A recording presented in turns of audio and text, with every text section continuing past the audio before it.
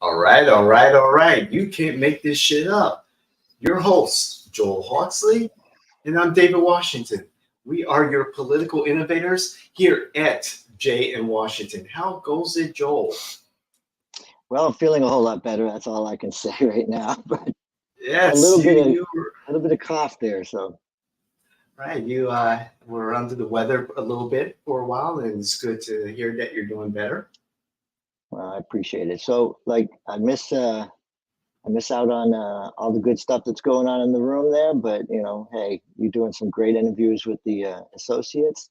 You always take great care of them, and that's the best thing we can do. But you can't make this shit up. We have a show to do, and Yes, this show is going to be about our deputies in the great county of Orange, yes. and how they respond efficiently the day before, and then oh wait, they had to close down the 417 for 5 hours over near Moss Park.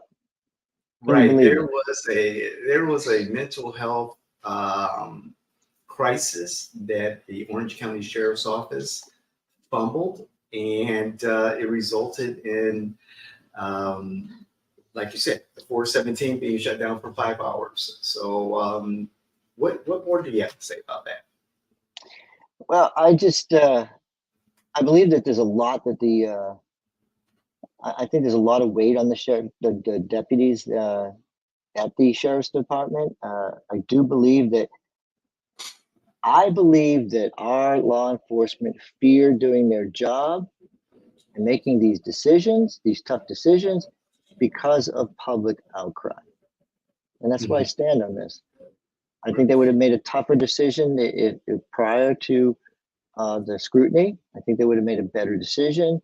They would have taken this person's health seriously and not had the situation following. Um, but today they can't. Today, I think they feel they're handcuffed. I don't think they feel confident in their decision making process anymore, whether it's how to arrest somebody or when to recommend somebody goes to hospital. And that's where I stand. I wish law enforcement would get their backbone uh, and our support back again.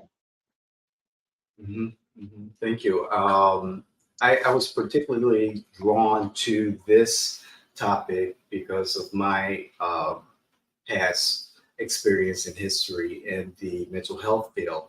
And and again, just based on the information available through the media, the Orange County Sheriff's Office really dropped the ball on this one. And there were instances prior to the 417 incident where this situation should have been mitigated and not have gone as far as it did.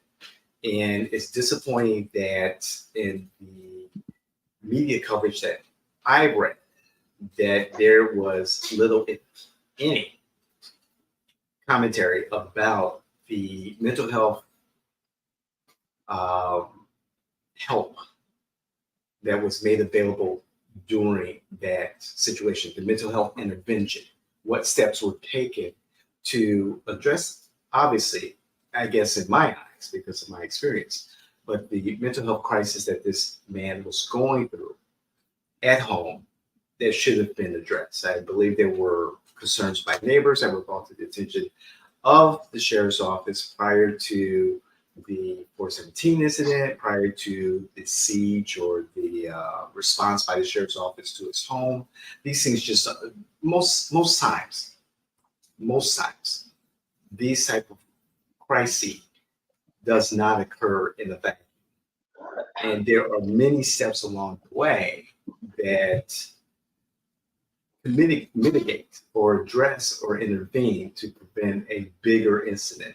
And this could go, this is on the heels of the main shooter who had a history of, I believe his name is Robert Carr, I can't remember, but the main shooter, he had a history of concerns brought to local law enforcement, brought to the community about his mental health. uh, and it wasn't sufficiently addressed. There are yellow, what is it, yellow flag laws in Maine that, Red flag laws. no, actually yellow. There, Mhm. of course, are red flag laws, but Several, yeah, in this particular situation in Maine, I believe there was a compromise between the legislators and the Maine legislature to create yellow flag laws, not red, not yeah, gray, but yellow flag laws to not encroach on the Second Amendment rights of their citizens. And and so, this is not, this is the, you're talking about federal, you're talking about the federal government versus state government, what rules apply uh, to which put, you know, so the Army Reserve does not belong to, the Army Reserve does not belong to the state of Maine. They, you know, the National Guard belongs to the state of Maine. So do the laws pertaining to those yellow flag laws apply to those in the Army Reserve when they're on active duty? You get into a very conflicted area there that they're now taking a good look at investigating where the ball was totally dropped and whether they should have been responsible to follow the state law in this situation. So from what I'm actually, you're getting right. Go ahead. from what I'm getting out of that, there's still a lot more investigation to go on here. There's plenty of blame to go on here because there's not a single person that in his command or in his life that didn't know that he was a danger, that they were scared to serve with him, that there was something wrong. No, actually, his best friend reported this situation to the commanding, the chain of command with the reservists. And yes, you're right. It wasn't the responsibility for the Army Reserve to take matters in their own hands beyond what they were required to do. Local law enforcement was informed, and local law enforcement did initiate an investigation. However, did not follow up when they did not get a response from Robert Card. And so, as I look at the media reports, local law enforcement there should have done more to investigate. I think we agree. Make violent statements, things like that. I think we agree 100%. I think we agree 100%. I don't think that if I said anything that meant outside of what you're saying, I didn't mean it. I literally everybody knew is what I said. Like everybody knew there was a problem. Like you couldn't. This is like putting a billboard up there that says this is the most dangerous person in your neighborhood, and now you all know it, but you all don't care, right? Or you're not. None of you want to be bold enough to make the decision because you just don't want to make that decision. You don't want to be wrong. Well, sometimes you are wrong, and you build off of your mistakes. This mistake could have been life-saving if you thought it was a mistake. So I'm totally in agreement with you. If everybody knows there's no reason for something, for a tragedy like this to happen, because we know mental health is an issue that we need to be addressing. So I agree with you, David. No, that is it. And this is another place where you have a mental health issue that either they don't know where they're supposed to go, who's going to be the one who takes charge, leadership. Who's the leader in this situation? If we're going to say we need to address these health issues, if we need to address this, was it the deputy's responsibility? Was it, were they supposed to give it to a social worker? Was he supposed to be, incarcerated or, Baker Hospitalized. acted. There's just so many things. But I think, again, our law enforcement are fearful of making the wrong decision and getting the community backlash. And that's And then, it's terrible. It's terrible that they would even think that way. right. And at one point, Robert Card was hospitalized and was released. The yellow flag law that I was mentioning, gun law, is Title 34-B, subsection 3862-A, protection from substantial threats. And the responsibility does lie with local law enforcement to make that decision. From what I've read so far, it seems like it does not go far enough. It was looked at, this particular yellow flag law was looked at the time it was enacted as a model for other areas. However, the Lewiston incident has gotten people to kind of look at this in a different way. And, Yeah, but what is the yellow flag law? What is they call it a yellow flag law, but what is the consequences of the law you just read? Do they take weapons away? Do they confiscate weapons? That's so just because you call it yellow, just no, because you call it yellow. I don't think it does. I don't think it confiscates. Okay, so I'm just saying weapons. if it confiscates or it takes away, then I classify as red. But if it doesn't, then what does it do to protect you if they do have a weapon? So how's a yellow law work? That's the thing I'm going to look at now because Right. I didn't quite It was a understand that. compromise amongst the legislators. The Democrats and Republicans, gun advocates and gun violence prevention advocates created this law as a compromise. And it allowed, because of the hunting culture in Maine, it was found to be respectful to that culture, to gun ownership. So that's thus the compromise, thus the title, the yellow flag law. But then again, the larger issue, and I know all sides of the gun advocacy, gun prevention, gun violence prevention um, debate do mention mental health as an issue. And although in the incident here in Florida, in Orange County, about the gentleman, the man who was on top of the highway sign on the 417, did not involve a firearm, is the theme of mental health and addressing mental health. No, It's an overarching issue here. And are we doing enough? Could we do better? In both instances, I think we could. More importantly, here in Florida, yes. So let's look at what law enforcement did do. They dealt with it. They dealt with the situation for 12 hours, had a neighborhood locked down for 12 hours the day before. 12 hours. That's infringing on people's movement. That's trying to take things to be very safe, and you lock things down for 12 hours. And he escaped, or he got away. And then you now have the situation the next day where we're closing down traffic and people's access for 5 hours to get them off a sign. So in all the resources, the police and the resources that I said the resources that are put into this one individual in 24 to 48 hours, all within 20 to 48 hours. Like it's incredible.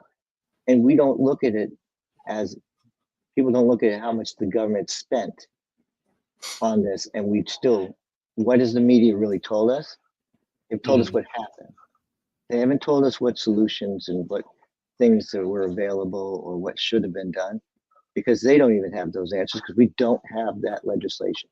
We don't have that silver bullet that says, how do you treat a mental health issue? And who is our police officers trained to take care of mental health issues? No, they're not. Social workers are. But now we have all these different responsibilities. We have teachers that need to now be parents. We now have police officers that now need to be, triage doctors or nurses. We need to start looking at and defining our job roles.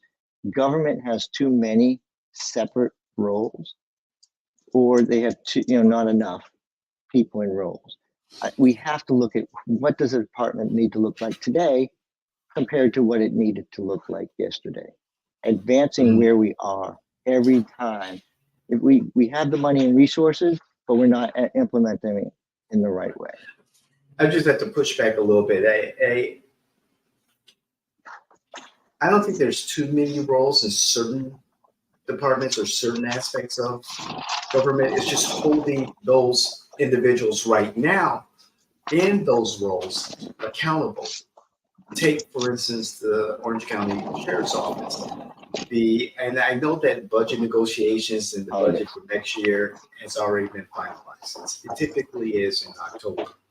However, not too long ago, a pilot program was started within the Orange County Sheriff's Office for crisis intervention in the community, where if there's a crisis-related incident in the community, a deputy and a social worker or a counselor or a therapist will respond to the location of the crisis incident. Being the former crisis consultant, I know the drill. Granted, it should not have taken 12 hours for the first incident with the 417 man. It should not, period. What is happening with that program? That would be the first look I would take.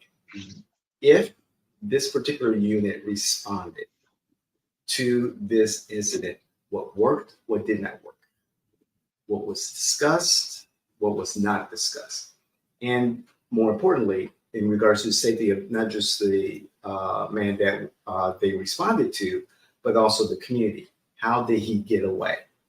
And again, when I was reading about this story, I was just beside myself. It was mind-boggling. Like, how did it get worse? And what I'm afraid of is that if this is not addressed appropriately, the next incident may not turn out to be as peaceful. That's my larger concern. Holding those individuals in those positions of public safety, particularly when it comes to mental health, accountable. Okay, so David believes that we should fire everybody in the police department and get a fresh, brand new start. No, just David, you make a good point, David. Honestly, you do. I think their after action report, they should follow up, and we should know exactly what they have decided. No, I agree with you. What happens now within the departments is the most important thing. And that's my final word. Excellent. Thank you, Joel. My final word on this is that I hope there is an investigation. Knowing me, I'm sure I'm going to follow up in my personal life on this matter. There are avenues to do that. Hopefully, sometime down the line, be able to report back. However, this was a system failure, and hopefully, the Orange County Sheriff's Office will do better in keeping us safe. They can give us a call, and remember that there will be conservatives Mm-hmm. running for sheriff next year. Indeed. Okay, Indeed. now I got my plug in there. All right, so hey, if you have a comment, we'd love to hear what you have to say. Bring your facts, not your feelings. And especially for you social workers, therapists, counselors, we'd love to hear your opinion on this particular matter. Let's have that conversation. Join our community, like our comments, like our content, like our channel, just like us in general. But please comment, share, hit the notification button, join our community. We are your political innovators. It's Joel Hawksley. I'm David Washington. We are J in Washington. This is, you can't make this shit up.